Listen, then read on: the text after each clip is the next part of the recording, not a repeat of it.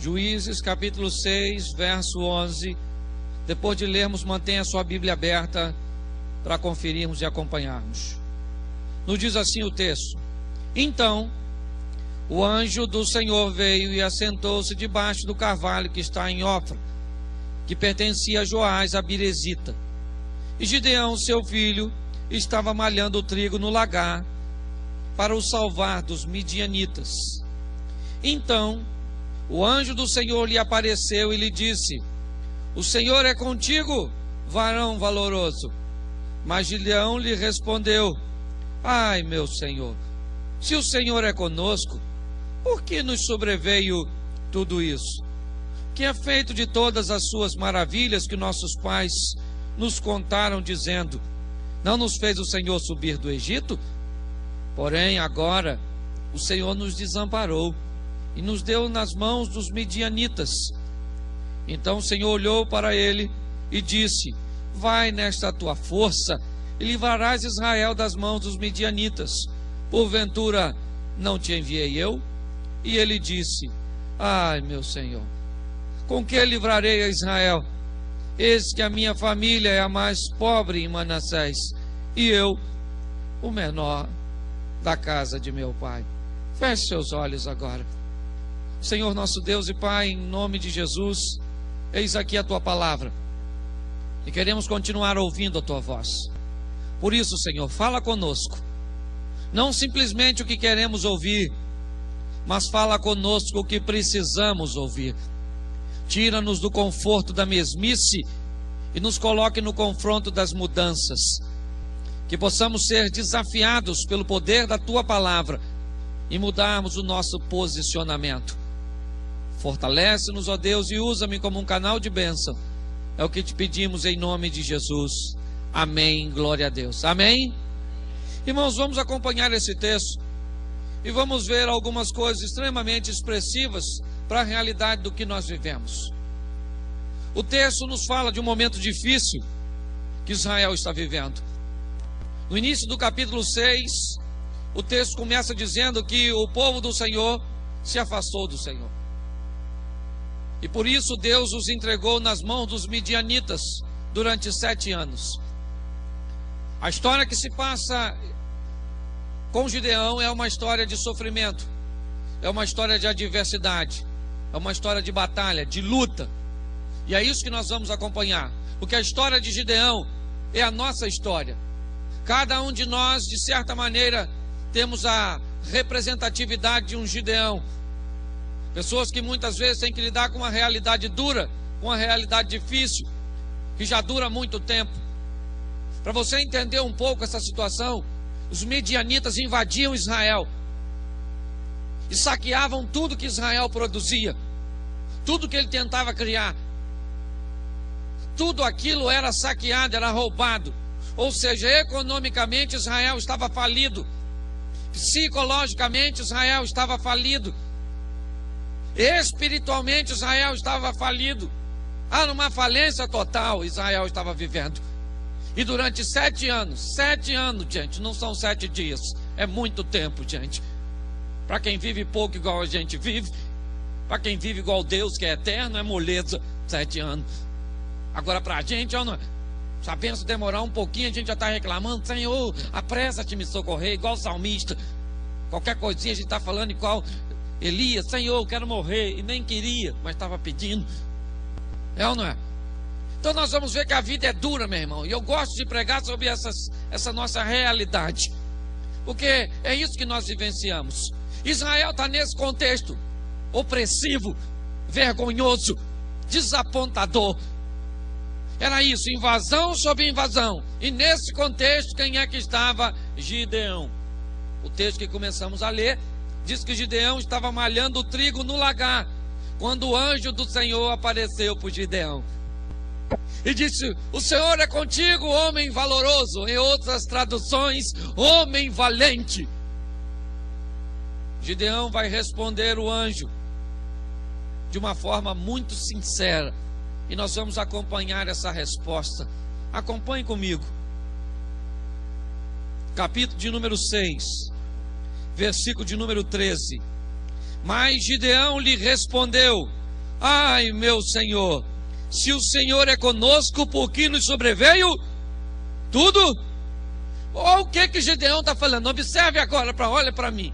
Agora, o anjo falou: o Senhor é contigo, homem valoroso. A resposta ao anjo foi essa: se o Senhor fosse conosco, não estava vivendo tudo isso que eu estou vivendo. Eu acho isso interessante, porque essa frase demonstra um sentimento. Essa frase demonstra um sentimento de decepção. Gideão está decepcionado. Ele diz: o Senhor não é conosco, porque se Ele fosse, eu não estava vivendo isso que eu estou vivendo. Porque quando nós sofremos muito, é comum nós nos decepcionarmos, irmão. A gente fica decepcionado à toa, basta sofrer. Como eu falei, o caso de Elias. Elias foi um cara fantástico, Deus era com ele, gente. O cara falava para cair fogo do céu, caía para matar de 50, 50, 100, 100. O cara era um incendiário. É ou não é? Fogo! Matou 450 profetas com a mão dele lá. Poxa. Falou que não ia chover, ficou 3 anos e 6 meses sem chover.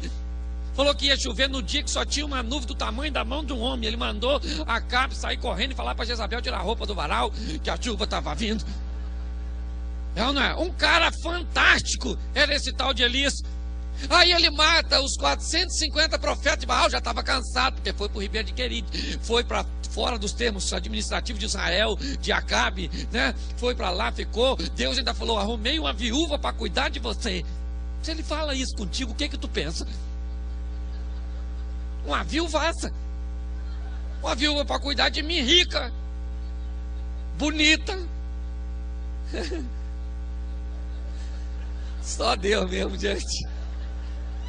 Quando chega lá uma viúva catando lata, ou catando graveto, mas literalmente catando lata, é ou não é verdade? Na rabeira da cadeia alimentar, o cara já estava estressado, cansado, acaba buscando ele para matá-lo. Deus arruma uma viúva daquela classe para cuidar dele. Ele não sabia se a viúva ia cuidar dele ou ele ia cuidar da viúva. Olha que dificuldade. E agora ele está, ele está desapontado. Está decepcionado. Jezabel mandou matar ele, falou que ia matar ele. Ele foge da Jezabel. Vê se isso é coisa, gente. O cara matou 450 homens, foge por causa de uma mulher. É ou não é? Ele pensou: Jezabel é perigosíssima, quer me matar. Saiu correndo, entrou numa caverna e falou: Senhor, me mata. Deus deve ter pensado: meu filho está a fim de morrer, fica lá, Jezabel te mata. Para quem me pedir para eu te matar, se Jezabel... E Deus estava afinzão de matar Jezabel, gente. Era só ele falar fogo na Jezabel e ela já era. Pare para pensar. Mas às vezes as crises, e ele era um homem de Deus, como Gideão era um homem de Deus, como eu e você, somos homens e mulheres de Deus, mas que estamos propensos a viver momentos difíceis, que podem até nos decepcionar. Talvez o seu marido seja aquele cachaceiro, pinguço, fedorento, que você pensa: Senhor, isso não é homem de dar pra gente. É ou não é? Mas é o que você tem, minha filha. Vou fazer o quê? Talvez seja sua sogra, sua nora, seu emprego. Não sei o que é que você tem. Também não sou obrigado a saber o que todo mundo tem no meio de um montão de gente dessa. É ou não é? Mas às vezes a adversidade durante um longo período causa decepções. É muito comum você ver crente decepcionado. Estou decepcionado. Puxa vida. Se o Senhor é comigo, por que meu marido é assim? Se o Senhor é comigo, por quê? Por que isso tudo está me acontecendo? Note que ele está decepcionado. Mas não é só isso, não. Olha o que continua dizendo o texto. Olha o que Gideão continua respondendo: que é feito de todas as tuas maravilhas que nossos pais contaram, dizendo: não nos fez o Senhor subir do... Presta atenção o que Gideão falou. Se Deus é comigo, o que aconteceu com o poder dele? Que não está vendo o que eu estou vivendo? O que aconteceu com todas as maravilhas? Nós ouvimos falar desde pequenininho que ele abriu o mar vermelho, tirou o povo do Egito, foi fantástico com Abraão, Isaac e Jacó. E na minha vez acontece isso? O camarada está cético, está incrédulo. Ele está olhando dizendo: esse Deus é um Deus do passado, mas não é um Deus do... Porque nós precisamos aprender uma coisa no sofrimento, gente. O sofrimento vem para nos dar experiências com Deus. E nossas batalhas não vêm apenas, olha bem, grave isso. Nossas lutas, nossas batalhas, nossos combates, não vêm apenas para nos dar aquilo que perdemos. Não, para recuperemos aquilo que perdemos. Não. O combate muitas vezes vem para nos dar aquilo que nós nunca tivemos, para nos tornar pessoas que nós nunca fomos. É por isso que muitas vezes os combates vêm. E ele está cético, ele está incrédulo, ele está, lógico que está incrédulo, ouvindo o que Deus fez na vida dos outros. Você precisa aprender, é isso que Gideão está falando. Senhor, eu estou precisando de viver os meus milagres, gente. Porque contar a história dos outros é legal, mas é dos outros. Ah, fulano, minha vizinha bem ficou curada. Tá bom, glória a Deus pela vizinha. Mas e eu? A porta se abriu, nossa, sabe aquela? Casou, e você? Está no amém. Associação das moças encalhadas mesmo, é ou não é verdade? E aí? Hoje, preste atenção, nós precisamos viver o hoje com Deus, os nossos momentos com Deus. É isso que Gideão está falando. O Senhor fez para Abraão, fez para Isaac, fez para Jacó, fez para José e para mim. Poxa, eu estou precisando do milagre. Porque se nós não vivemos nossos milagres, irmãos, nós vamos nos tornar incrédulos. São relacionamentos com Deus que vai mostrando que Deus é contigo. Milagre pequenininho, coisa pequena, aparentemente insignificante para o outro irmão. Às vezes não dá nem para você contar, mas você sabe que Deus te abençoou e agiu em teu favor. Gideão está falando, poxa, são 7 anos de dificuldade. Não é possível. Esse Deus é Deus do passado, não é o meu Deus. Eu não tenho Deus, não. Um homem de Deus pensando assim, gente. Um homem de Deus tão sofrido, tão cansado diante das adversidades da vida, que parou de crer. Ele está encontrando dificuldade em acreditar que Deus pode fazer. E muitas vezes isso acontece conosco. Nós ficamos tanto tempo sem ver o agir de Deus, que começamos a pensar, pô, Senhor, pô, o Senhor fez tanto para os outros. Puxa, a vida é legal. Pessoal, principalmente tem gente, quem sobe no púlpito, gosta de contar bênção. Gosta para animar o povo. Mas muitas vezes as bênçãos acabam desanimando o povo. Olha lá, esse miserável ganhou. Vê, não podia ser eu. Olha lá, dá para ele, olha só. Agora eu aqui, precisando. Muitas vezes as pessoas pensam assim, olha lá, abriu a porta de emprego, olha lá, ganhou um carro novo, ganhou uma casa. Eu só ganho correspondência de cobrança. É a única coisa que eu ganho. As pessoas olham, às vezes motivo, as nossas dificuldades se tornam motivo para nós pararmos de acreditar. Por isso nós precisamos de experiências. E é isso que nós vamos ver mais à frente. Estou te dando os motivos primeiro, mas eu vou te mostrar já o que Deus vai fazer. E não para por aí não. Olha o que ele termina dizendo no verso de número 13. Porém agora o Senhor nos desamparou e nos entregou nas mãos dos... Presta atenção. Além de decepcionado, cético, ele também está se sentindo abandonado. Falou, o Senhor não é comigo, o Senhor me deixou. Gente, não tem nada pior do que você se sentir sozinho, abandonado. Não tem ninguém que possa te socorrer. Nós precisamos entender isso. E às vezes a impressão que está ao nosso redor é isso. Você mora numa casa cheia de gente, mas quando o combate vem, parece que é duelo. É só você e o inimigo, porque ninguém te ajuda. É impressionante. Parece que todo mundo rapa fora. Mas nós precisamos entender que ainda que a aparência seja essa, nós temos um Deus que peleja por nós. Eu vou te mostrar isso já e as atitudes de um campeão, porque Gideão foi um campeão, como eu e você também temos que ser. Mas precisamos entender que Deus gosta de se comprometer. Uma vez eu preguei uma mensagem aqui, utilizando um exemplo de uma viúva, só para me ilustrar isso aqui, como Deus se compromete com a gente. Abra sua Bíblia, eu acho que é Lucas 9 ou Lucas 7, uma coisa assim. Abre aí. Se não for, a gente muda. Lucas, capítulo de número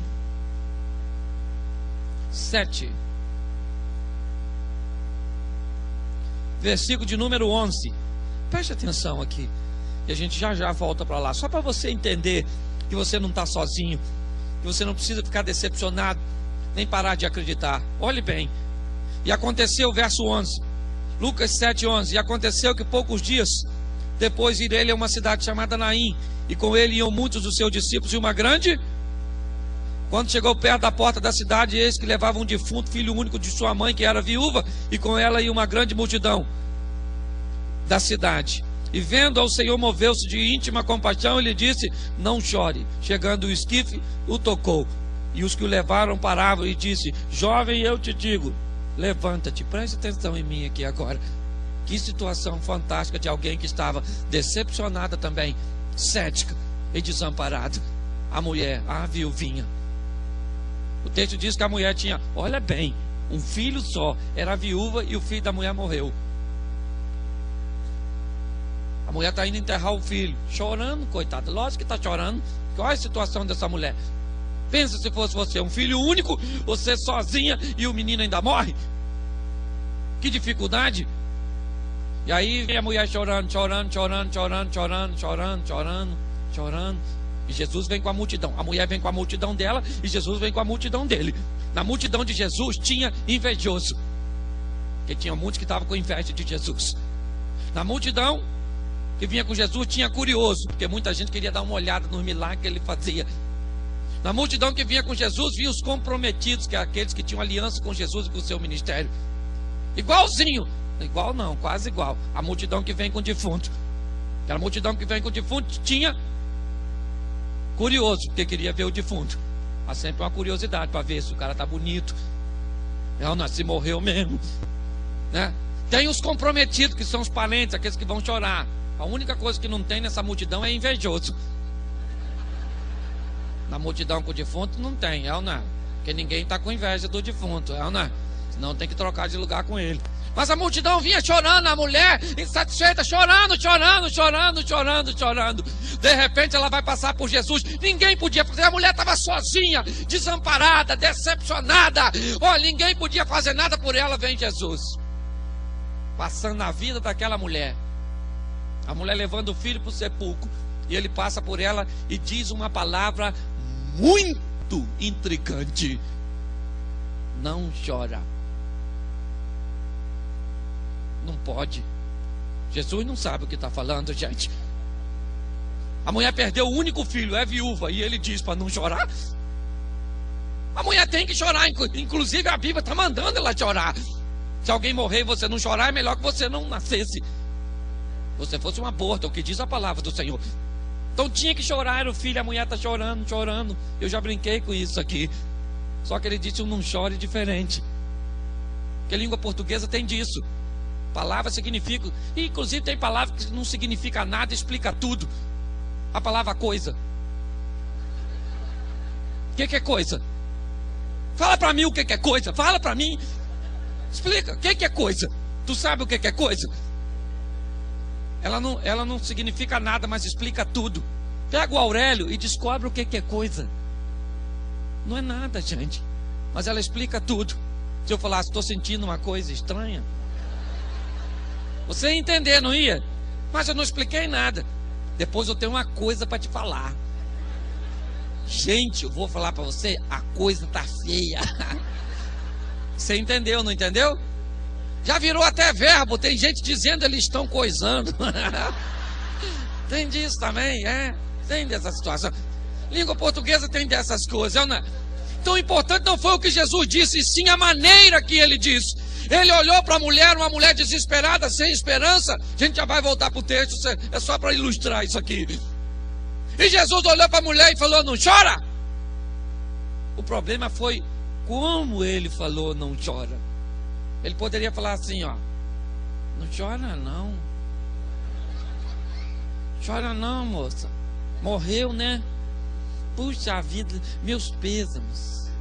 Lamento a filha da senhora, é? Morreu. Ah, Chora não. Ele poderia falar não chora com dó, com pena, mas não foi assim não. Ele poderia também falar assim: não chora não, molenga. Todo dia está morrendo gente, minha filha. Não sabe que a coisa mais certa do ser vivo é a morte? Chora não, sua mole. Também não foi assim que ele falou não, gente. Sabe como é que ele falou? Chora não.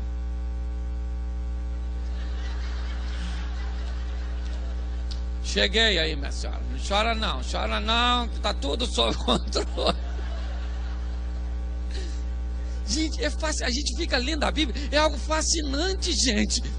Como Jesus está dizendo para esta mulher: minha filha, você não está sozinha, eu estou contigo. A mulher estava num quadro tão difícil que ela nem ia atrás do defunto, ela ia na frente do defunto, que é para não ficar olhando para o filho. Ela vinha na frente e o defunto vinha atrás.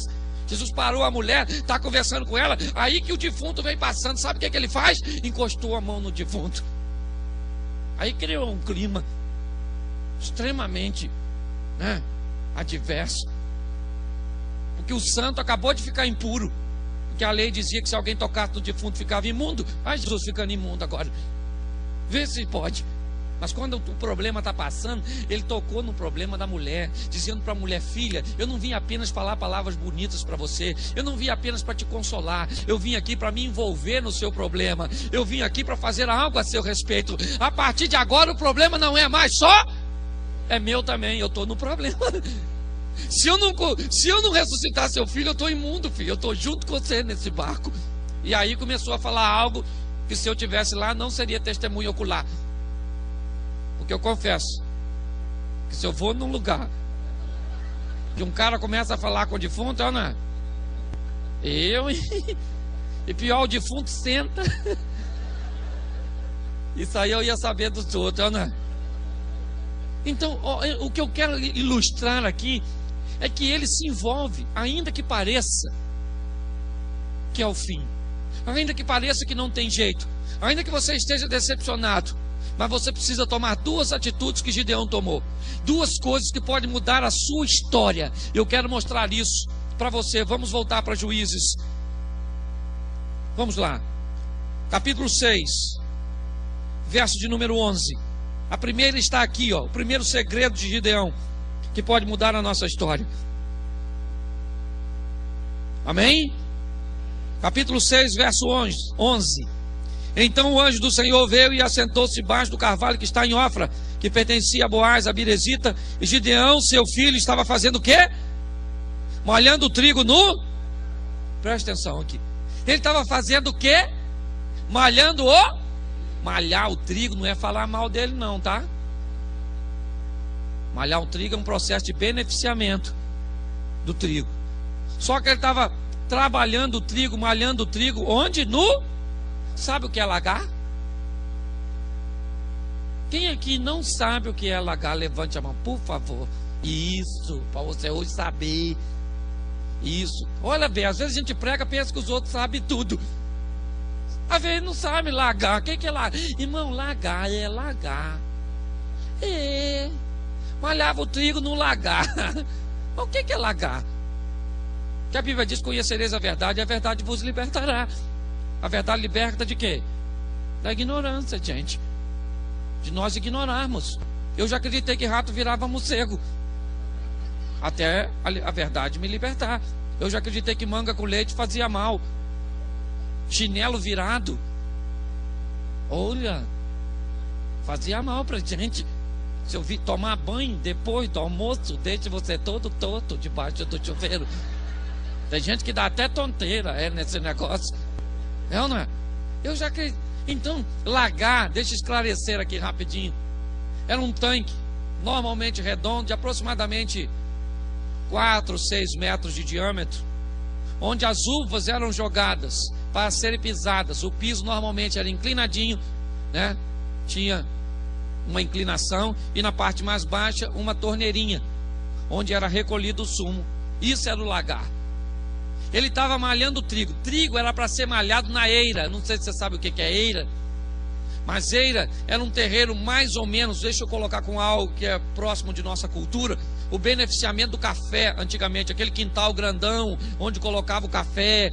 O trigo era colocado normalmente num local assim, e se passava alguma coisa sobre ele, prensando para que ele soltasse, para que depois então juntasse com a pá. Tem até versículos, né, explicando isso.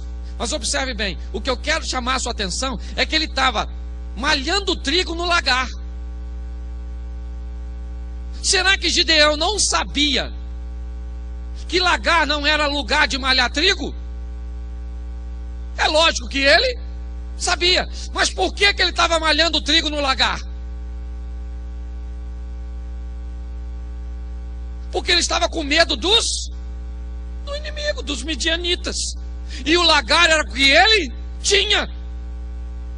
O ideal para ele seria uma eira, mas ele não tinha eira. O que ele tinha era um lagar. Então eu aprendo uma grande lição.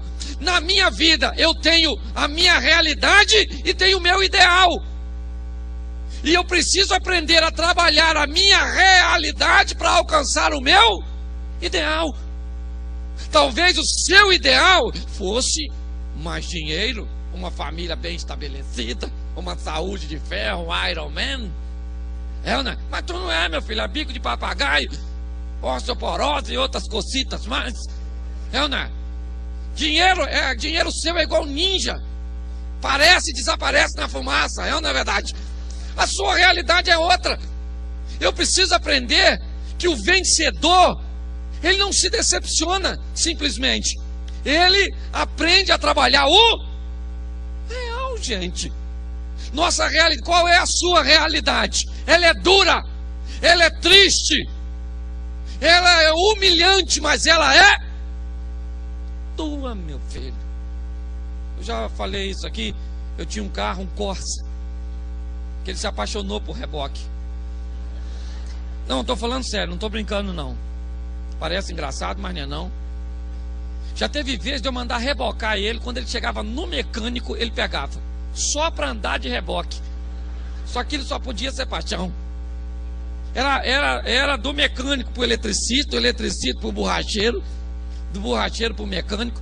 Inclusive eu acho que ele não era nem meu carro, eu acho que eu era o carro dele, porque eu carregava mais ele do que ele me carregava.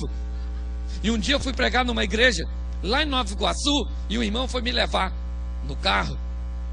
Aí ele olhou o carro e falou assim: seu carro é esse aí?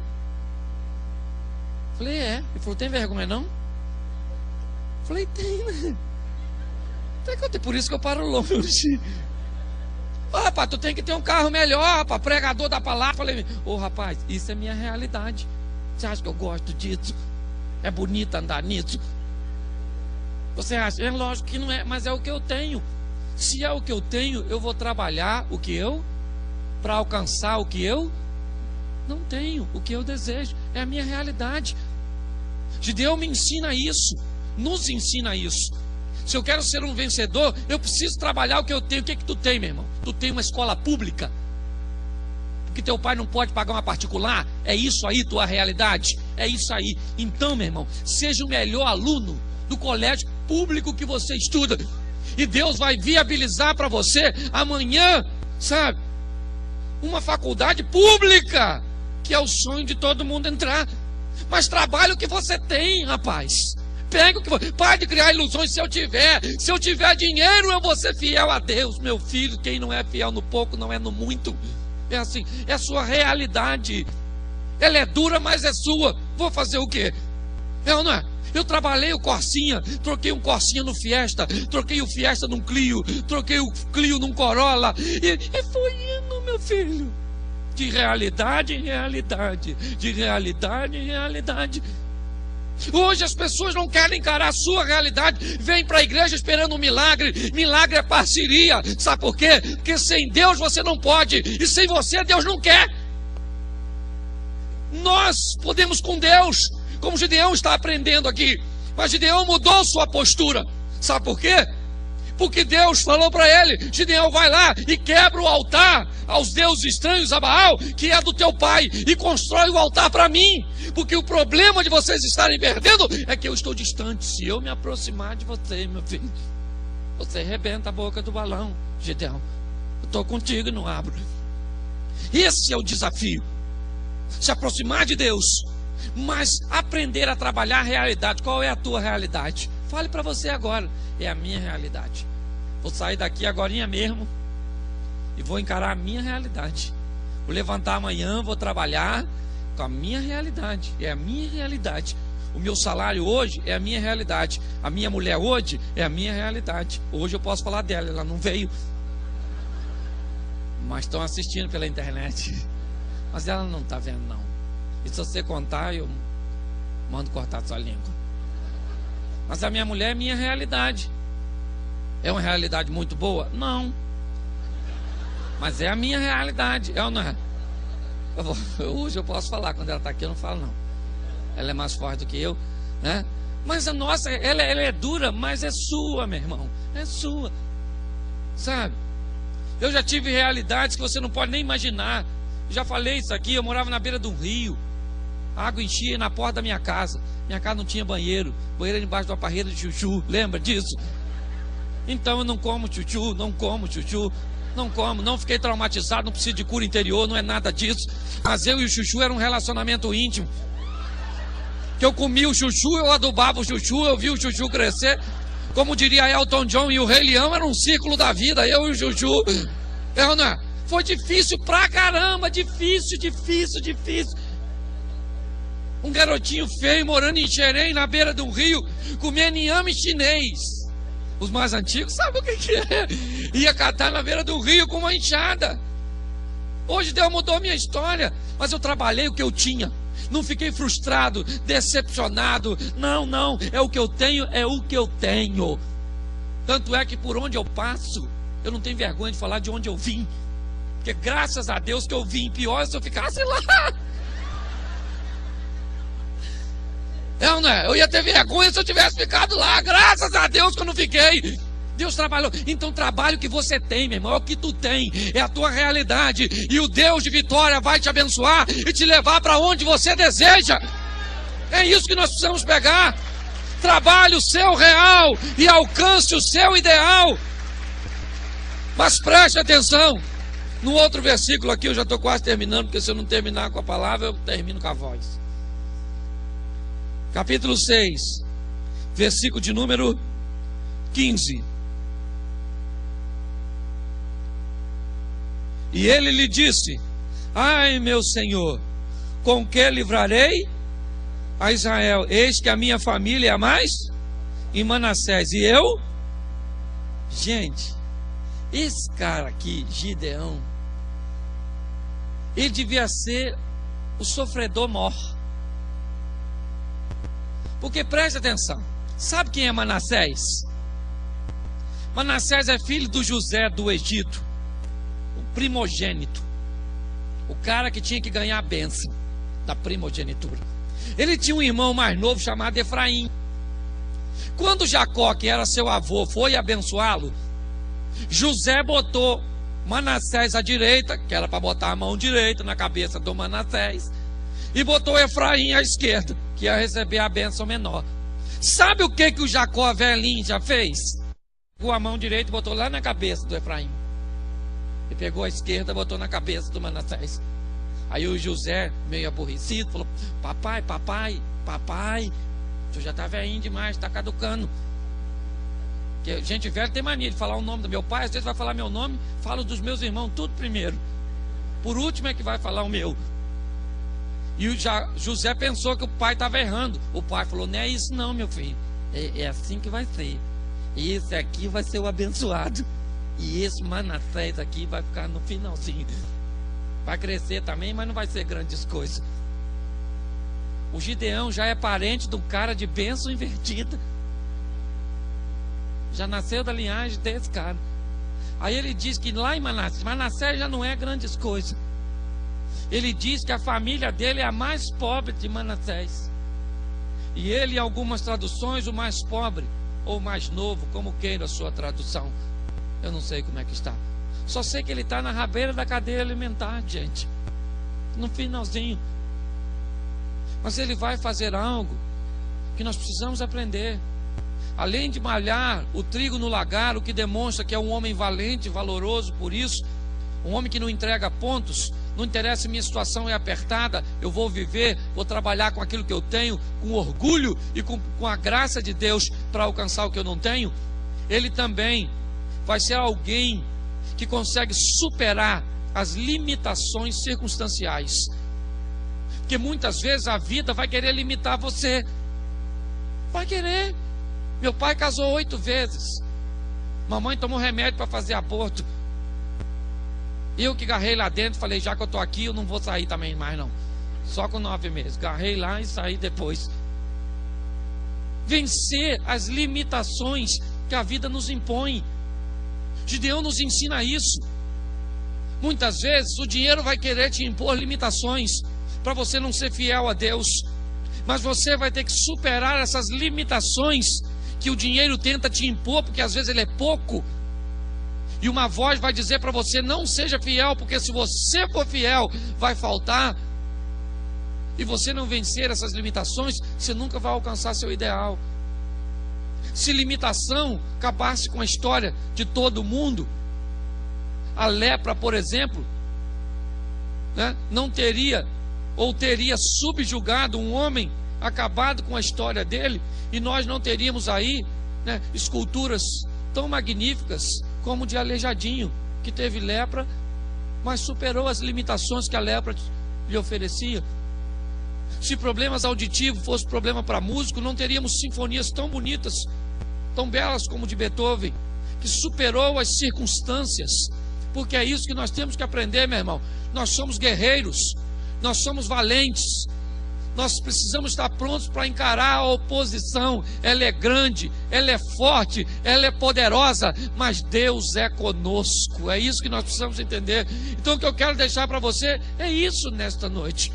Não se decepcione, não se sinta sozinho, né? Não fique cético, incrédulo, não. Se aproxime de Deus, trabalhe com o que você tem e vença as limitações, e com certeza você vai ver o que Deus pode fazer na sua vida. É isso, essa é a nossa história, meu irmão, uma história de superação. Ou você supera, vence as limitações, ou elas subjugam você. É isso. Os subjugados permanecem estáticos onde o problema os abateu.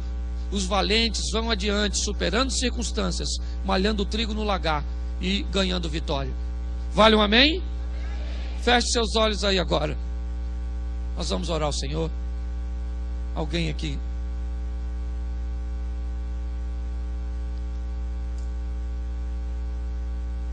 Nós vamos orar ao Senhor.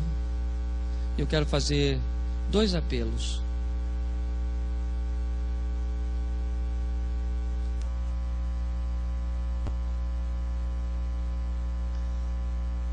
O primeiro é: eu não sei o que está tentando paralisar ou acabar com a sua história. Eu não sei há quanto tempo você vem sofrendo, 7, 15, 20 anos. Eu não sei qual é a sua história. Eu só sei que tem um Deus que quer mudar isso.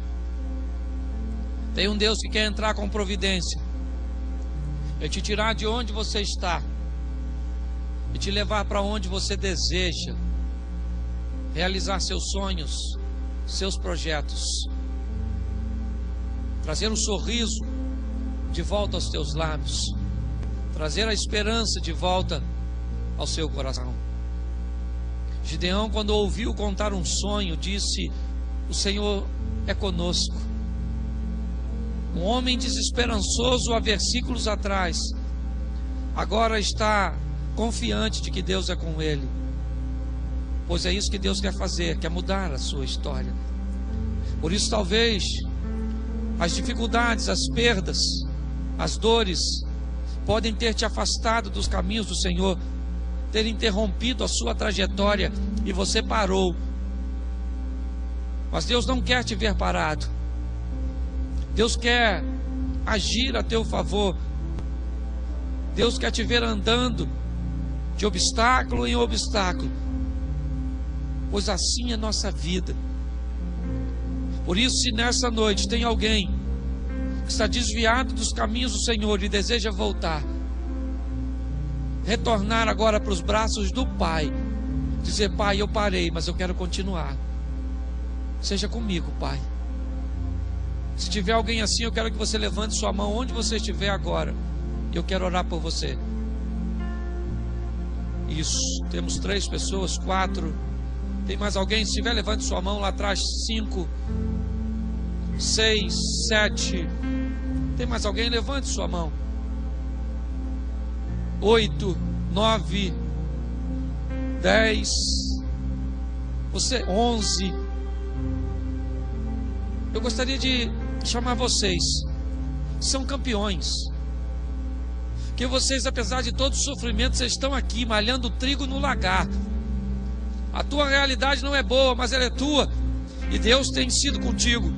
Por isso eu quero chamar você que levantou a sua mão aqui à frente, que eu quero ter a honra de orar por você. Para mim é uma honra ter o privilégio de orar por alguém tão valente como você. Isso aí, meu irmão.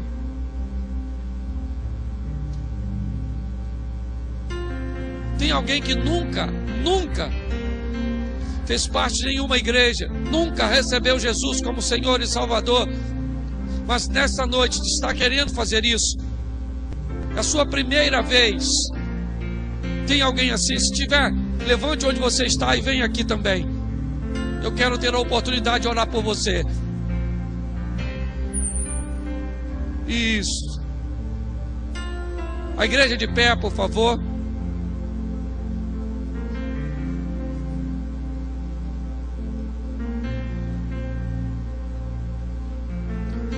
Eu quero orar por você primeiro, igreja. Por você. Para que Deus te dê forças para agir como Gideão. Em meio a batalhas. Em meio a adversidades que vem te perseguindo um longo tempo. Que vem tentando moldar o seu interior. Você tem sido valente. Senhor, nosso Deus e Pai, eu quero te entregar as nossas vidas em tuas mãos de uma forma muito especial nesta noite. Quero te pedir, Senhor, que sejamos valentes como Gideão. Mesmo diante de tantas adversidades, ele teve forças para agir. Ele reuniu o restinho de suas forças e malhava trigo no lagar, mas não entregava os pontos.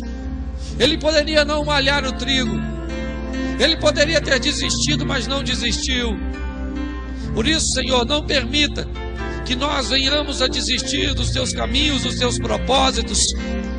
Sejamos bravos, valentes, guerreiros diante de uma vida difícil, mas vencedores. Muito obrigado, Senhor. Eu quero te louvar por este povo que te adora. E quero pedir a pastor César, que agora é o pastor de vocês, que ore por vocês, em nome de Jesus. Eu queria que todos nós repetíssemos, e vocês que estão aqui à frente, repetissem essa oração que nós vamos fazer agora. Repita comigo assim, diga assim: meu Deus, a partir de agora, eu te chamo Pai, porque eu abro meu coração e eu entrego meu coração totalmente a Jesus. E a tua palavra diz que quando eu faço assim, eu deixo de ser criatura e me transformo em filho do Senhor. Então eu posso passar a chamá-lo de Pai, porque eu vou ter um relacionamento contigo, de pai e filho. Eu te agradeço pela salvação. Com a minha boca eu confesso ao Senhor Jesus, com o meu coração eu creio, e fazendo isso, eu estou salvo, segundo a tua palavra. Então eu te agradeço pela minha salvação. Eu andava perdido, eu andava sem rumo, eu andava cercado por inimigos, eu andava sozinho, mas agora eu estou com o Senhor. Ajuda-me na minha caminhada, firma os meus passos. Eu oro em nome de Jesus. Vou orar por vocês. Senhor, aqui estão esses novos irmãos e irmãs. Senhor, que eles sejam fortalecidos pela Tua palavra, que eles possam viver tudo aquilo que a Tua palavra diz acerca deles. E eu oro, Senhor, para que todas as coisas que o Senhor tem preparado para eles possam se cumprir na vida de cada um deles, todo o propósito que o Senhor tem. Eu oro, liberando esta palavra sobre cada um deles, em nome de Jesus. Amém. Muita gente queria dar uma olhada nos milagres que ele fazia. Na multidão que vinha com Jesus, via os comprometidos, que é aqueles que tinham aliança com Jesus e com o seu ministério. Igualzinho. Igual não, quase igual. A multidão que vem com o defunto. Aquela multidão que vem com o defunto tinha curioso, porque queria ver o defunto.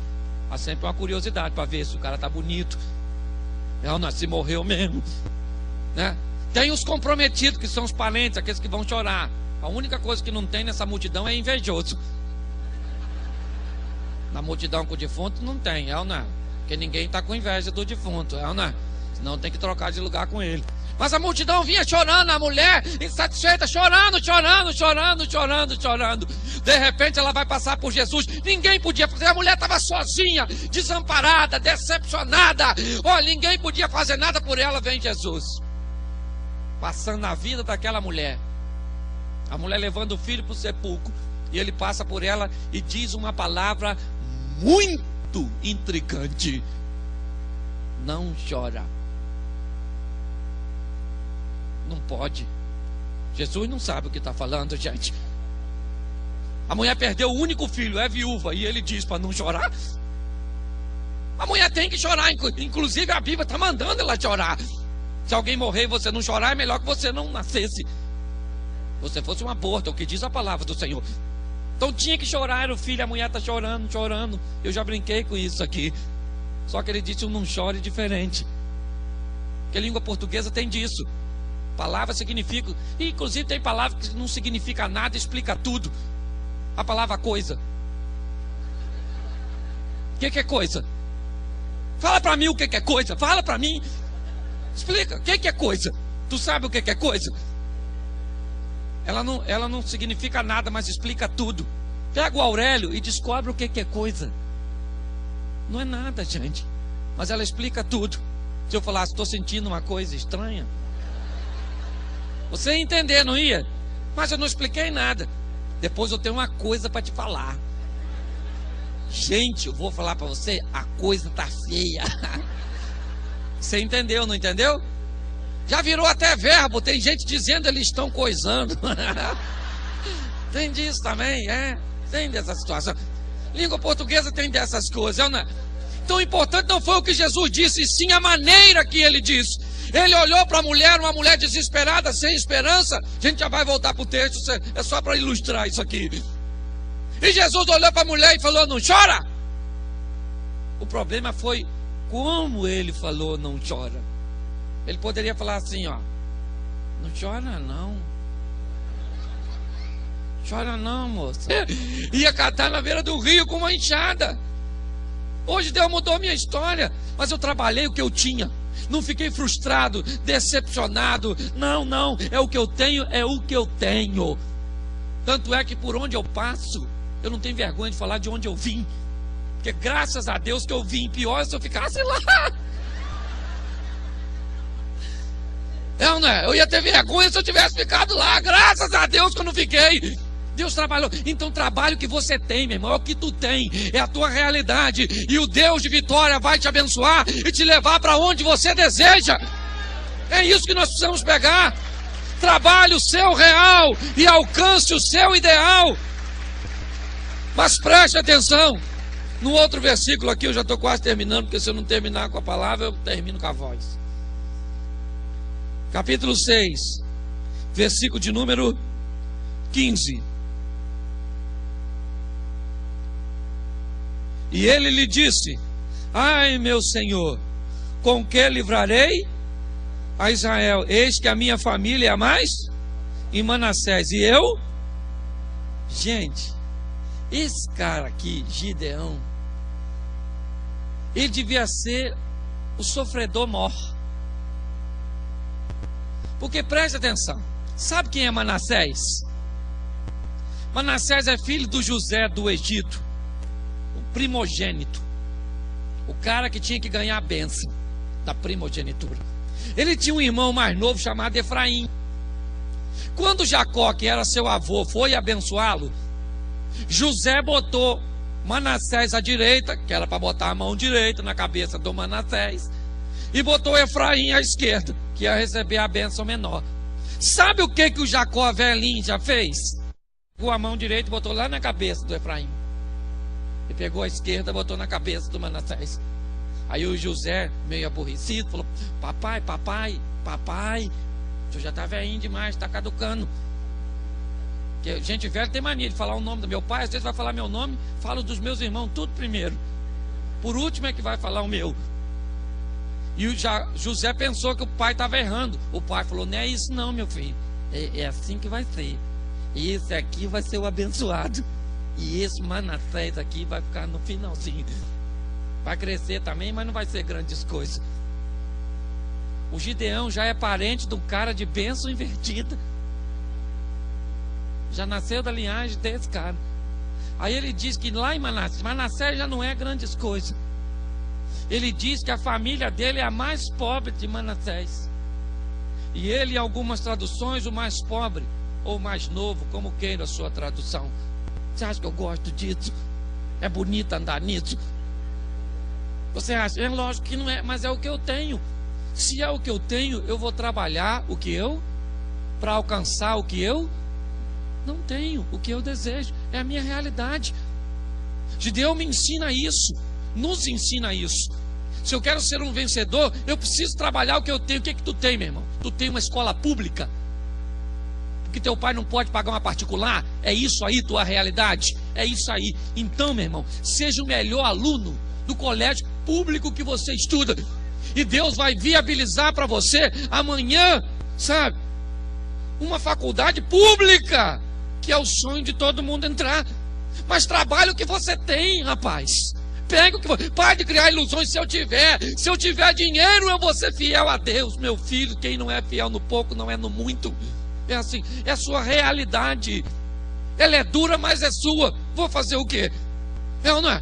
Eu trabalhei o Corsinha, troquei um Corsinha no Fiesta, troquei o Fiesta num Clio, troquei o Clio num Corolla, e foi indo, meu filho, de realidade em realidade, de realidade em realidade. Hoje as pessoas não querem encarar a sua realidade, vêm para a igreja esperando um milagre. Milagre é parceria, sabe por quê? Porque sem Deus você não pode, e sem você Deus não quer. Nós podemos com Deus, como Gideão está aprendendo aqui, mas Gideão mudou sua postura. Sabe por quê? Porque Deus falou para ele: Gideão, vai lá e quebra o altar aos deuses estranhos, a Baal, que é do teu pai, e constrói o altar para mim. Porque o problema de vocês estarem perdendo é que eu estou distante. Se eu me aproximar de você, meu filho, você arrebenta a boca do balão. Gideão, eu estou contigo e não abro.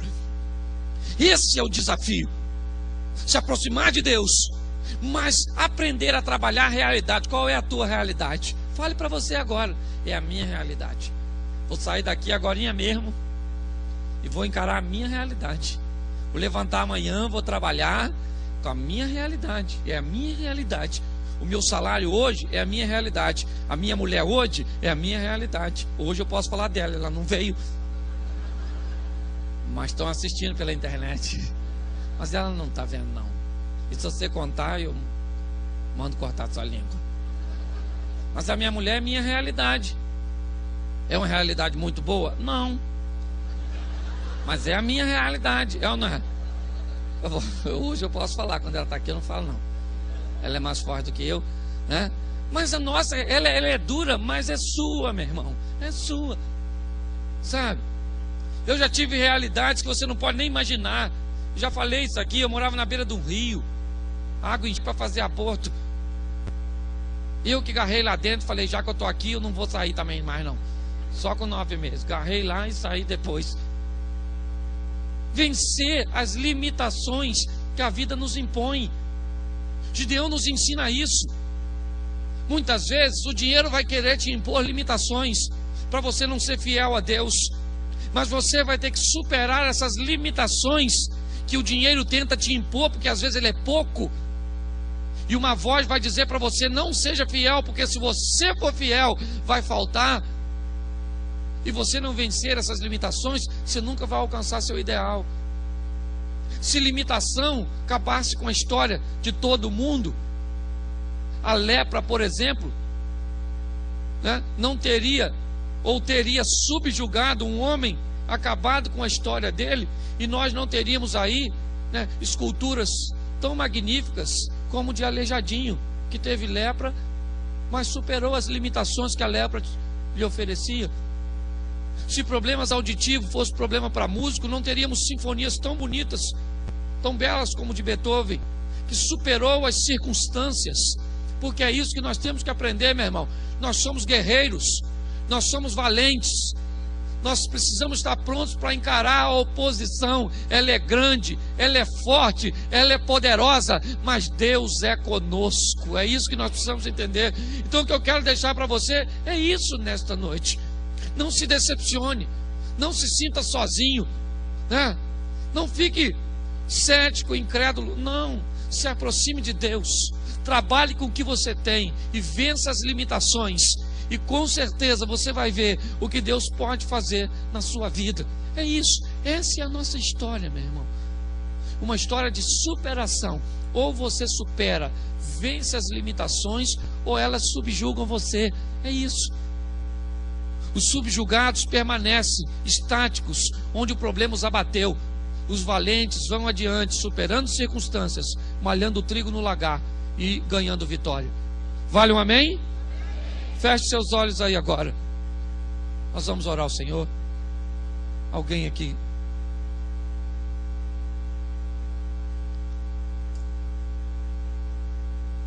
Nós vamos orar ao Senhor. Eu quero fazer 2 apelos.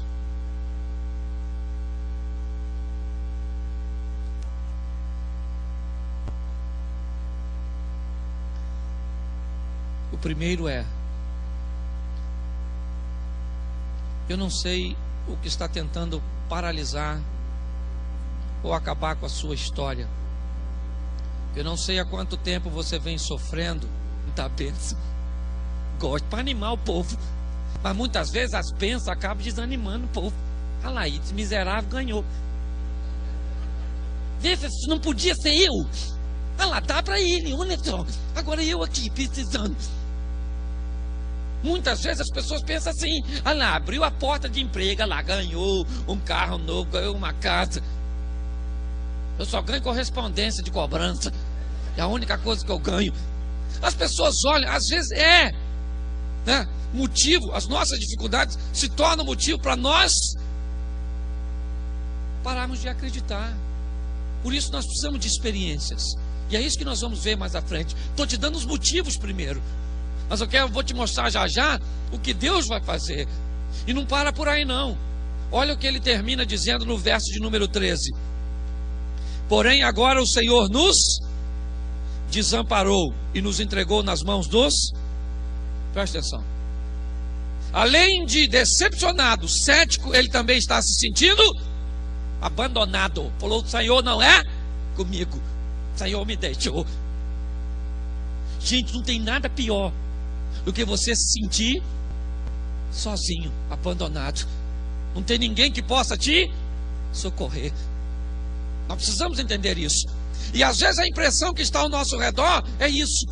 Você mora numa casa cheia de gente, mas quando o combate vem, parece que é duelo. É só você e o inimigo, porque ninguém te ajuda. É impressionante. Parece que todo mundo rapa fora. Mas nós precisamos entender que ainda que a aparência seja essa, nós temos um Deus que peleja por nós. Eu vou te mostrar isso já já, e as atitudes de um campeão, porque Gideão foi um campeão, como eu e você também temos que ser. Mas precisamos entender que Deus gosta de se comprometer. Uma vez eu preguei uma mensagem aqui, né, utilizando um exemplo de uma viúva, só para me ilustrar isso aqui, como Deus se compromete com a gente. Abra sua Bíblia, eu acho que é Lucas 9 ou Lucas 7, uma coisa assim. Abre aí, se não for a gente muda. Lucas, capítulo de número 7, versículo de número 11. Preste atenção aqui, e a gente já volta para lá, só para você entender que você não está sozinho, que você não precisa ficar decepcionado, nem parar de acreditar. Olhe bem.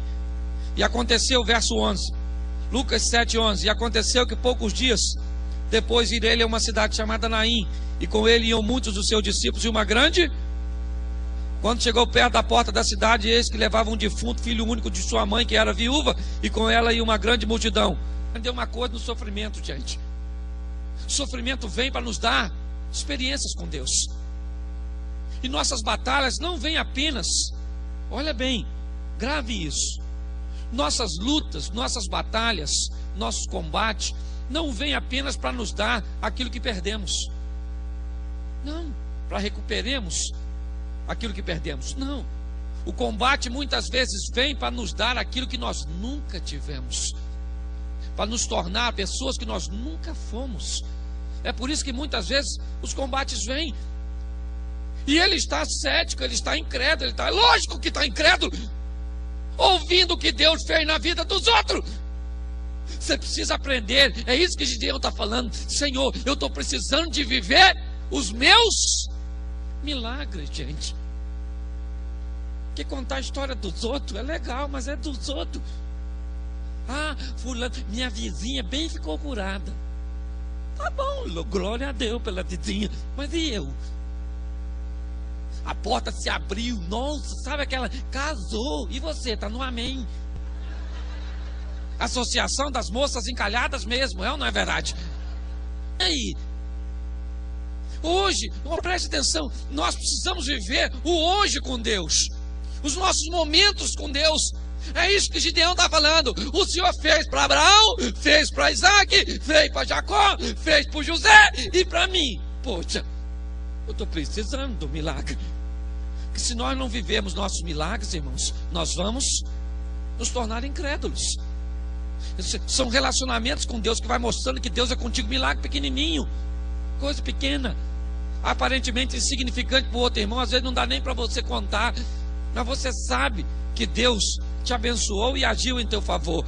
Gideão está falando, poxa, são 7 anos de dificuldade. Não é possível. Esse Deus é Deus do passado, não é o meu Deus. Eu não tenho Deus, não.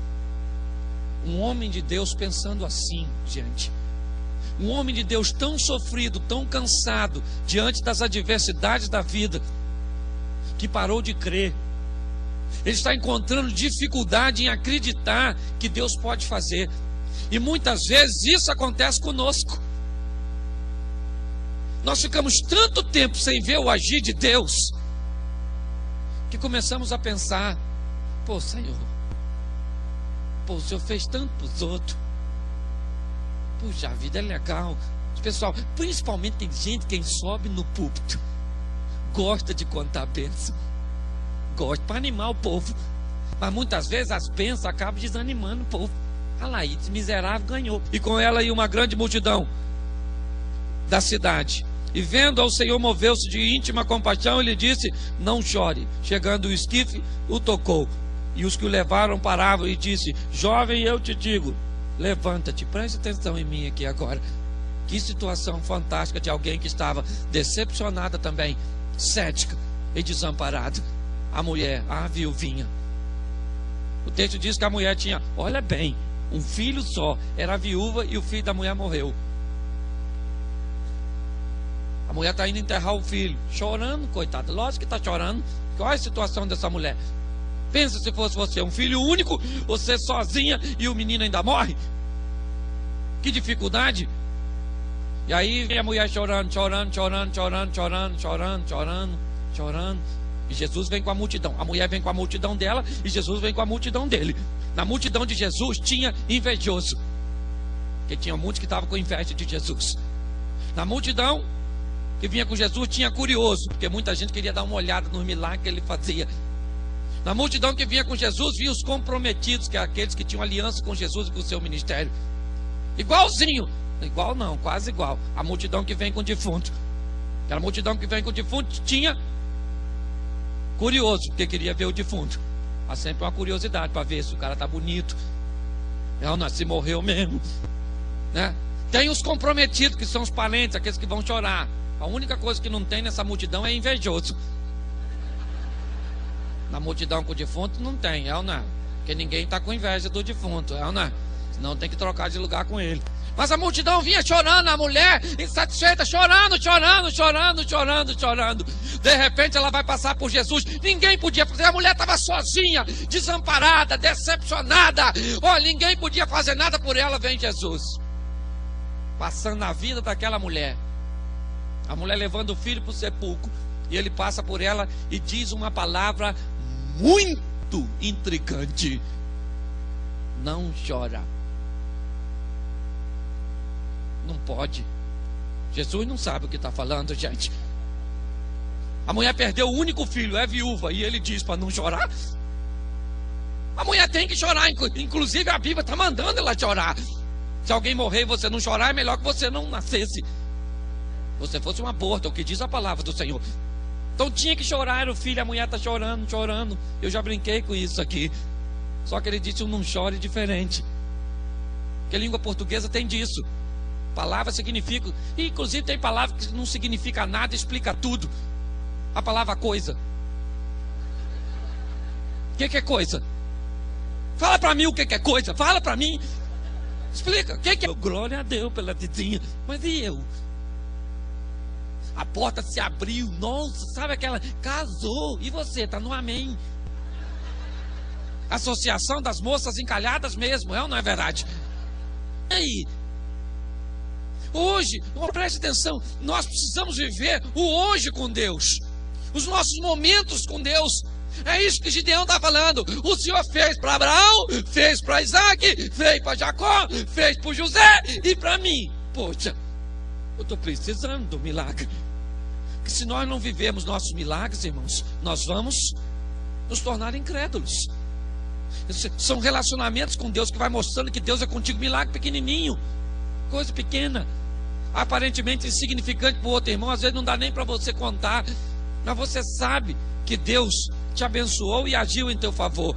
Gideão está falando, poxa, são 7 anos de dificuldade. Não é possível.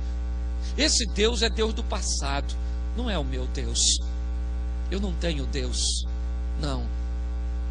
Um homem de Deus pensando assim, gente. Um homem de Deus tão sofrido, tão cansado diante das adversidades da vida, que parou de crer. Ele está encontrando dificuldade em acreditar que Deus pode fazer. E muitas vezes isso acontece conosco.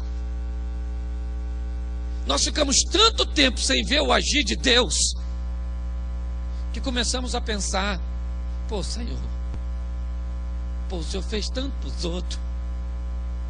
Puxa, a vida é legal. Pessoal, principalmente tem gente, quem sobe no púlpito, gosta de contar bênção, gosta para animar o povo. Mas muitas vezes as bênçãos acabam desanimando o povo. Olha lá, esse miserável ganhou. Vê se não podia ser eu. Olha lá, dá para ele, olha só. Agora eu aqui precisando. Muitas vezes as pessoas pensam assim: olha lá, abriu a porta de emprego, olha lá, ganhou um carro novo, ganhou uma casa. Eu só ganho correspondência de cobrança. É a única coisa que eu ganho. As pessoas olham, às vezes motivo, as nossas dificuldades se tornam motivo para nós pararmos de acreditar. Por isso nós precisamos de experiências.